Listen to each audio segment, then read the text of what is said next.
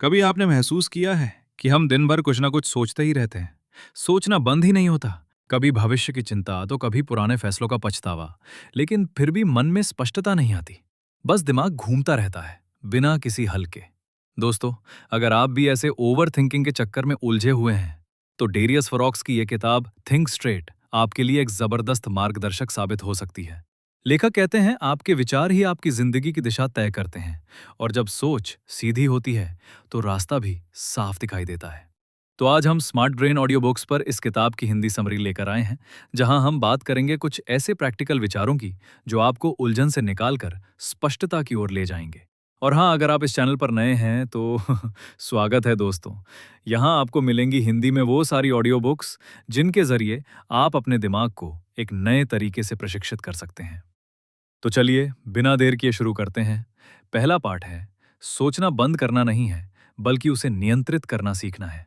Darius कहते हैं सोचना बुरा नहीं है, लेकिन जब सोच हमारे नियंत्रण में नहीं रहती तभी वो हमारे दिमाग को परेशान करने लगती है।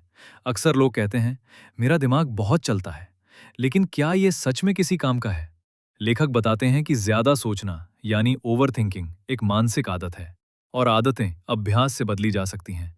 जरा सोचिए, क्या हर समय सोचना फायदेमंद होता है? नहीं। हम अक्सर सोचते हैं, योजनाएं बनाते हैं, लेकिन उन्हें अमल में नहीं लाते, और यही उलझन की जड़ बन जाती है। तो पहला कदम है खुद से एक सवाल करना। जो मैं सोच रहा हूं, क्या वो मेरे किसी मुद्दे का समाधान दे रहा है या सिर्फ मुझे तनाव दे रहा है? लेखक कहते हैं हर विचार को चुनौती दो। जब भी कोई विचार आए उसे पकड़ो और पूछो, क्या इसका कोई मतलब भी है? एक उदाहरण लेते हैं। मान लीजिए आपको कोई काम कल तक पूरा करना है, लेकिन आप बस ये सोचते जा रहे हैं कि कहीं बॉस नाराज ना हो जाए या मैं असफल ना हो जाऊं। ये सोच आपको रोक रही है, आगे नहीं बढ़ा रही। सोचने का फायदा तभी है जब वो आपके काम आए, वरना ये केवल आपका समय, ऊर्जा और ध्यान बर्बाद करती है। और हाँ दोस्तों, अगर आपको अब तक ये ऑडियो बुक पसंद आ रही हो तो एक छोटी सी गुजारिश है, वीडियो को लाइक जरूर करें और चैनल को सब्सक्राइब करना ना भूलें। आपका समर्थन ही हमें ऐसे और कंटेंट लाने की प्रेरणा देता है। तो चलिए अब हम आगे बढ़ते हैं। अब तक हमने समझा कि सोच को नियंत्रित करना कितना जरूरी है, लेकिन यह भी जानना उतना ही जरूरी है कि हर सोच पर भरोसा नहीं किया जा सकता। लेखक डेरियस फोरॉक्स कहते हैं हमारे मन में आने वाले सभी विचार सच्चे नहीं होते। कई बार वो सिर्फ हमारी कल्पना होते हैं, या डर, या फिर बीते हुए अनुभवों से उपजे हुए भ्रम। अगर हम हर सोच को सच्चाई मान लेंगे तो हम खुद को ही धोखा दे रहे होंगे। इसलिए जरूरी है कि हम अपनी सोच को फिल्टर करना सीखें। बिल्कुल वैसे ही जैसे हम पानी को पीने से पहले साफ करते हैं, वैसे ही दिमाग में आने वाले हर विचार को सोच समझ कर अंदर आने देना चाहिए। अब सवाल उठता है, ये फिल्टर कैसे लगाया जाए? लेखक इसके लिए एक आसान 3 सवाल वाला फॉर्मूला बताते हैं। पहला सवाल, क्या ये सोच मेरे किसी उद्देश्य या लक्ष्य से जुड़ी है? दूसरा सवाल, क्या ये सोच सच में हकीकत पर आधारित है या सिर्फ मेरी कल्पना है? तीसरा सवाल, क्या इस सोच पर ध्यान देने से मेरा मन, मेरी ऊर्जा और मेरा व्यवहार बेहतर हो रहा है? अगर इन तीनों सवालों में जवाब नहीं है, तो समझ लीजिए कि वो सोच आपकी नहीं है, वो सिर्फ एक मानसिक बोझ है। अब एक छोटा सा उदाहरण लेते हैं। मान लीजिए आप किसी जरूरी काम को लेकर चिंतित हैं, जैसे कि एक इंटरव्यू। आपने तैयारी तो कर ली है, लेकिन मन बार बार कहता है अगर मैं फेल हो गया तो, अगर सामने वाला मुझे पसंद नहीं करेगा तो, अगर मैं कुछ भूल गया तो। अब इस सोच को उस 3 सवाल वाले फॉर्मूले से जांचिए। क्या यह सोच आपके लक्ष्य से जुड़ी है? नहीं। क्या यह सोच वास्तविकता पर आधारित है? नहीं, इंटरव्यू तो अभी हुआ ही नहीं। क्या इस सोच से आपका आत्मविश्वास बढ़ रहा है? बिल्कुल नहीं। तो फिर ऐसी सोच को अपने मन में क्यों रहने दें? यही तो हमारी सबसे बड़ी गलती होती है। हम हर विचार को मेहमान बना लेते हैं, चाहे वो हमारे लिए हानिकारक ही क्यों ना हो। अब एक सच्ची कहानी सुनिए। राहुल नाम का एक लड़का था जो हर छोटी बड़ी बात पर ओवर थिंक करता था। वो हर काम करने से पहले सोचता रहता, इतना कि अंत में कुछ करता ही नहीं। एक दिन उसके एक दोस्त ने उसे सलाह दी, तू हर दिन जो सोचता है उसे लिख। हर नकारात्मक सोच को डायरी में लिख और फिर सोच, क्या ये सोच तुझे आगे बढ़ा रही है या सिर्फ डरा रही है? राहुल ने वैसा ही किया। कुछ हफ्तों के अंदर उसे एहसास हुआ कि उसकी 70-80% सोच बेवजह थी। डर, भ्रम और पुराने अनुभव बस यही उसकी सोच चला रहे थे। अब एक सच्ची कहानी सुनिए। राहुल एक नॉर्मल मिडिल क्लास लड़का था। सपने थे बड़े करने के, लेकिन दिल और दिमाग दोनों उलझे हुए थे। हर सुबह उठते ही वही सवाल, आज क्या नया करूं। लेकिन शाम होते होते सब कुछ फिर से वैसा ही। कोई काम पूरा नहीं होता और बस सोचते सोचते दिन खत्म हो जाता। वो ये समझ ही नहीं पा रहा था कि उसका थकना किसी काम से नहीं, बल्कि उसके दिमाग की नॉन स्टॉप थिंकिंग से हो रहा था। हर मोमेंट वो कुछ ना कुछ सोच रहा होता। फ्यूचर का डर, पास्ट की गलती, लोग क्या कहेंगे और खुद की वैल्यू क्या है। एक दिन वो पार्क में अकेला बैठा था और पहली बार खुद से बोला, क्या मेरी सोच मेरा दोस्त है या दुश्मन। उसी दौरान उसने एक किताब उठाई, थिंक स्ट्रेट, और वहां उसे एक ऐसी बात मिली जिसने उसकी सोच को झकझोर दिया। हर सोच को सच मानना जरूरी नहीं होता। कुछ सोच बस आते हैं और चले जाते हैं, बस उन्हें दरवाजे से ही बाय कह देना होता है। राहुल ने सोचना बंद नहीं किया, उसने सिर्फ सोच को गेटकीपिंग करना सीख लिया। अब जब कोई डर आता, जैसे कि तू कभी सफल नहीं होगा या तेरे जैसे लाखों हैं इस दुनिया में, वो खुद से बोलता, शांत हो जाओ, ये सोच सिर्फ एक विजिटर है, इसे बैठने की जरूरत नहीं है। और यहीं से राहुल की जिंदगी में क्लैरिटी आने लगी। अब वो हर सोच को दिल से लगाने की बजाय उसे सिर से समझने की कोशिश करता था। पहले जहां कोई थॉट आता, जैसे तेरा कोई फ्यूचर नहीं है, तो राहुल घबरा जाता था, बेचैन हो जाता था। लेकिन अब वो उस थॉट को एक गेस्ट समझता जो दरवाजा खटखटा रहा है, और सोचता, क्या ये मेहमान मेरे लायक है? अगर नहीं तो बाय। उसने एक छोटी सी आदत शुरू की, हर सुबह उठकर 10 मिनट सिर्फ बैठना, कोई फोन नहीं, कोई म्यूजिक नहीं, बस वो और उसकी सोच। और वो हर सोच को पेन से कागज पर उतारता। आज दिमाग में क्या चल रहा है? क्या ये मेरे काम का है या बेवजह का शोर? धीरे धीरे राहुल को समझ आया कि उसकी जिंदगी की 80% एनर्जी तो सिर्फ मेंटल बैकग्राउंड नॉइज खा रही थी, वो नॉइज जो जरूरी ही नहीं था। थिंक स्ट्रेट में एक लाइन है, आप क्लैरिटी चाहते हैं तो सबसे पहले दिमाग की सफाई करिए। राहुल ने ये लिटरली करना शुरू कर दिया था। हर दिन की शुरुआत एक पेज जर्नल से होती थी और हर दिन का अंत 3 सवालों से। आज मैंने सबसे ज्यादा किस चीज के बारे में सोचा? क्या वो सोच मेरे किसी काम आई? अगर नहीं, तो क्या मैं उसे कल कैरी करना चाहता हूं? अब राहुल सोचता भी था, लेकिन फिल्टर करके। वो अब हर खबर पर रिएक्ट नहीं करता था, हर कमेंट को पर्सनली नहीं लेता था, और हर फेलियर को आइडेंटिटी नहीं मानता था। अब वो सोचता था, लेकिन जिंदगी बनाने के लिए, ना कि खुद को तोड़ने के लिए। एक दिन उसका एक दोस्त आया और बोला, भाई तू तो पहले बहुत एंग्शियस रहता था, अब इतना शांत कैसे हो गया? राहुल ने सिर्फ मुस्कुराकर कहा, पहले मैं सोच को चलाता था, अब मैं सोच को छांटता हूं। ये ट्रांसफॉर्मेशन अचानक नहीं आया था, ना ही कोई मैजिक ट्रिक थी, बस रोज की एक छोटी प्रैक्टिस। हर सोच को पहचानो, समझो और छोड़ दो।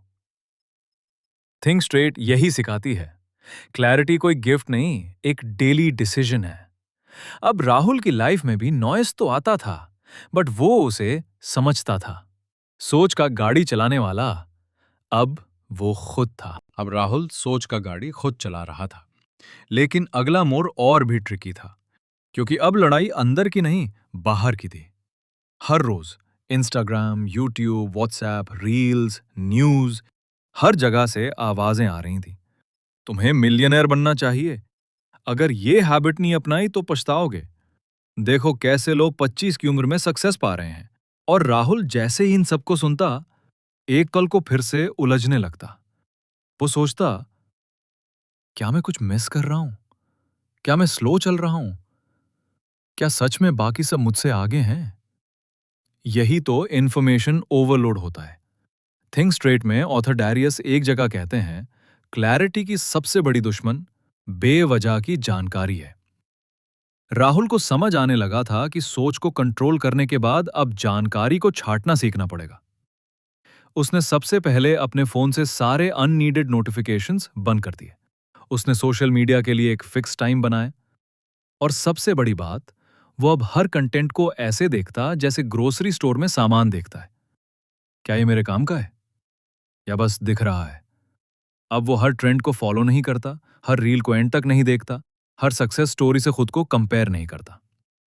राहुल जान गया था कि हर चीज जानने की जरूरत नहीं होती और हर आवाज सुनने की मजबूरी नहीं होती। अब वो अपने दिमाग को इंटेंशनल डाइट देता था, जैसे शरीर के लिए हेल्दी खाना चाहिए, वैसे ही दिमाग के लिए साफ सोच और सही जानकारी। और अगर आप भी क्लैरिटी चाहते हैं, तो एक काम जरूर कीजिए। हर दिन अपने सोच के इनबॉक्स को साफ कीजिए। जैसे राहुल ने सीखा, जो जानकारी लाइफ नहीं बना रही, वो बस दिमाग का कबाड़ है। अब राहुल की सोच साफ थी, जानकारी छानी हुई थी, लेकिन एक सवाल अब भी रह गया था, क्या क्लैरिटी से जिंदगी बदलती है, या फिर क्या क्लैरिटी बस दिमाग का कंफर्ट है? राहुल को यह समझते देर नहीं लगी कि सोचना जरूरी है, लेकिन करना उससे भी ज्यादा। क्योंकि लेखक कहते हैं, ओवरथिंकिंग की सबसे बड़ी दवाई एक्शन है। राहुल ने एक दिन अपनी डायरी में लिखा, आज तक मैंने कितनी बातें सोची हैं, लेकिन कितनी पर एक्शन लिया है? और जवाब था बहुत कम। उसी दिन उसने एक डिसीजन लिया, अब हर यूजफुल थॉट को एक छोटे एक्शन में बदलेगा। चाहे वो आइडिया हो, कोई स्किल सीखने का, या किसी दोस्त को कॉल करने का, या फिर सिंपली अपनी रूम साफ करने का। अब राहुल की क्लैरिटी सिर्फ कागज पर नहीं थी, वो उस क्लैरिटी से मूवमेंट क्रिएट कर रहा था। कभी कभी वो एक्शन छोटा होता, जैसे किसी डिस्टर्बिंग थॉट पर 2 लाइन लिख देना। कभी वो बड़ा होता, जैसे लिंक्डइन पर रेज्यूमे अपडेट करना या किसी कंपनी में अप्लाई करना। राहुल अब सोचकर रुकता नहीं था, बल्कि सोचकर चलता था। थिंक स्ट्रेट एक और बात सिखाती है, सोच को एक्शन में बदलना ही असली बुद्धिमानी है। अब राहुल की हैबिट ये थी, हर सोच के बाद 3 सेकंड पॉज और खुद से एक सवाल, क्या मैं इस पर कुछ कर सकता हूं? अगर हां, तो वो करता था। अगर नहीं, तो वो छोड़ देता था। इसी एक छोटे से प्रिंसिपल ने राहुल को कंफ्यूजन से कॉन्फिडेंस की ओर मोड़ दिया। अब अगले भाग में हम जानेंगे, क्लैरिटी और एक्शन के बाद भी स्ट्रगल क्यों आता है, और राहुल कैसे डील करता है डर, रिजेक्शन और लो डेज से। तो जुड़े रहिए स्मार्ट ब्रेन ऑडियो बुक्स के साथ, और अगर अभी तक आपने सब्सक्राइब नहीं किया, तो कर लीजिए, ताकि अगला भाग आप मिस ना करें। राहुल क्लैरिटी पा चुका था, एक्शन लेना भी शुरू कर चुका था। लेकिन जिंदगी तो कोई स्मूथ हाईवे नहीं होती। कई बार ऐसा होता था कि काफी मेहनत के बाद भी रिजल्ट नहीं मिलता। अप्लाई किया, जवाब नहीं आया। स्किल सीखी, लेकिन काम नहीं मिला। मॉर्निंग रूटीन बनाई, लेकिन मोटिवेशन गायब। और वो सोचने लगता, मैंने तो सब कुछ सही किया, फिर भी चीजें बिगड़ क्यों रही हैं? लेकिन थिंक स्ट्रेट यही सिखाती है कि क्लैरिटी और एक्शन के बाद भी लाइफ अनप्रिडिक्टेबल रहती है। लेखक कहते हैं, सही सोच आपको रास्ता दिखा सकती है, लेकिन वो रास्ता कितना लंबा होगा, इसका अंदाजा कोई नहीं लगा सकता। राहुल ने यह बात समझ ली थी। अब जब भी उसे फेलियर मिलता, वो खुद से एक ही सवाल करता, क्या मैंने आज अपना बेस्ट दिया? अगर जवाब हाँ होता, तो वो शांत हो जाता। वो जानता था हर चीज कंट्रोल में नहीं होती, लेकिन सोच और रिएक्शन हमेशा उसके हाथ में है। धीरे धीरे राहुल ने पेशेंस डेवलप किया। वो समझ गया कि लाइफ कोई रेस नहीं है, बल्कि एक प्रोसेस है, जहां आज का एक छोटा स्टेप कल की बड़ी जीत बन सकता है।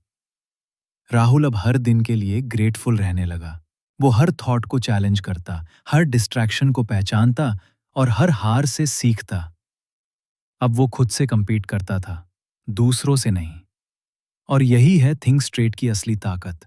सिर्फ पॉजिटिव सोच नहीं, बल्कि प्रैक्टिकल सोच।